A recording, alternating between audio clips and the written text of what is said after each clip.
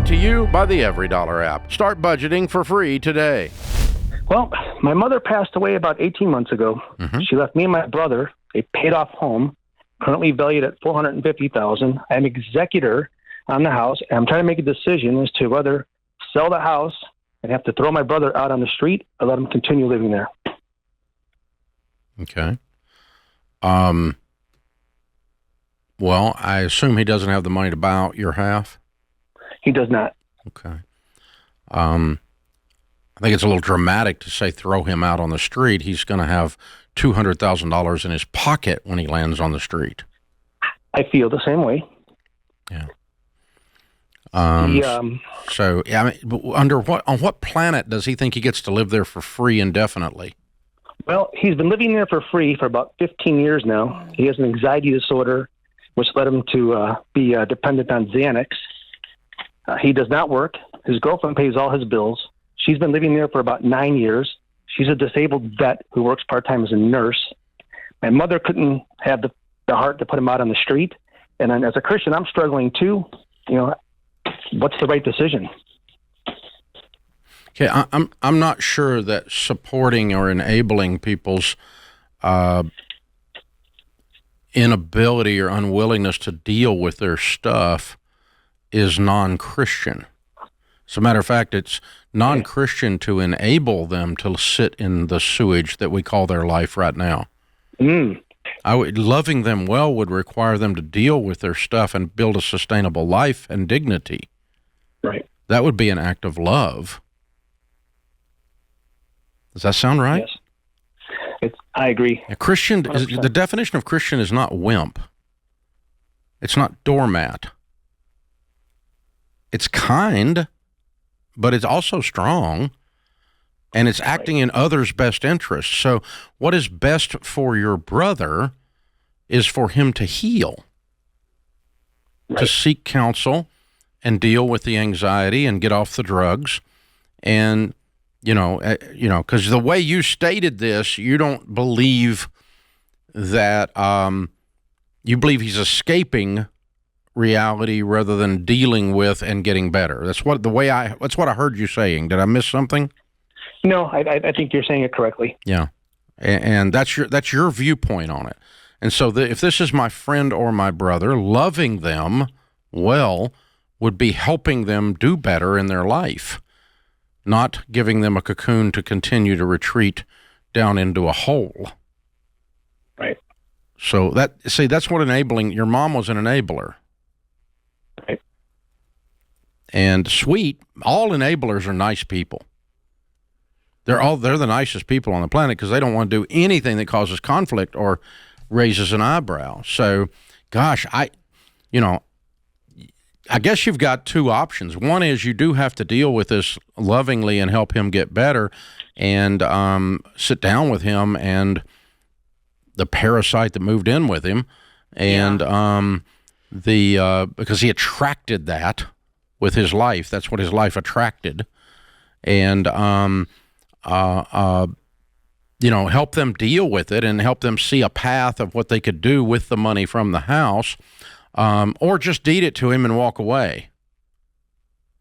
Right. Which is honestly cowardice. Yeah. Do you need the money? It's a lot of money. I definitely need the money. Yeah. Yes, I do. Yes. Yeah. I mean, there is a practical nature to this as well, which is just because he lived in the house for 15 years doesn't make it wasn't his. It's not his house. It wasn't his house. Not his house. And now you have ownership of it, and there's nothing wrong with you saying, hey, can you please, this is $200,000 that you're holding hostage, and I really need access to that. And there's nothing wrong with saying that. And to Dave's point, you're not putting him on the street. He's coming away with a couple $100,000, which is a nice chunk of change. And where is the house? Where's the house? Mm-hmm. In Niles, just outside of Chicago. Oh, in Chicago area. Okay. Yeah, Chicago area. Are you in that area as well, right? Yes. Okay. Well, are you married? No, I am divorced. Okay. Okay. I'm just looking for what the dynamics are. So, sure. Is there anyone in you and your brother's life that could sit with the two of you while you work on this that could help kind of navigate through all the emotion? Well, I haven't talked to my brother in probably 5 months. Okay. So this makes it even more difficult. He's basically just cut everybody off in his life. Okay. All right. I would call him and I would go over there, and it's half your house, okay? And say, we need to have a cup of coffee, and I love you, and I want to be kind to you, and we've got to talk about what we're going to do here. Because I can tell you this, one of the options is not, this is you talking to your brother. If it's me, you got to love him well enough to be strong and kind. And just, honey, one of the options is not you stay here free the rest of your life. That's not an option. I'm the executor of the estate, and legally, that gives me the power to evict you. And so you and I can do this together nicely, and we can figure out a way to get the house sold. Or if you've got money that I don't know about, you can buy me out. I don't care.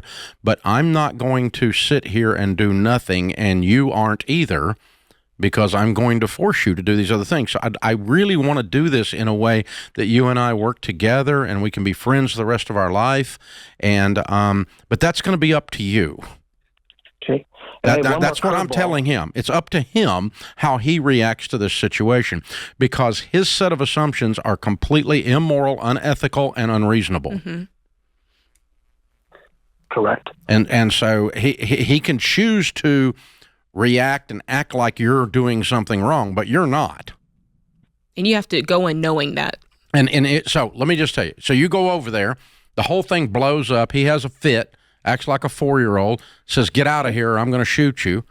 Then you say, "All right, here's what we're going to do. You're going to be getting a letter from the attorney, and the attorney's going to be telling you that you have 30 days to move, and after that, we're going to evict you. And after that, I'm going to sell the house, and I will still send you your half of the house once it's sold, but you are leaving. And you chose poorly on how to react to this.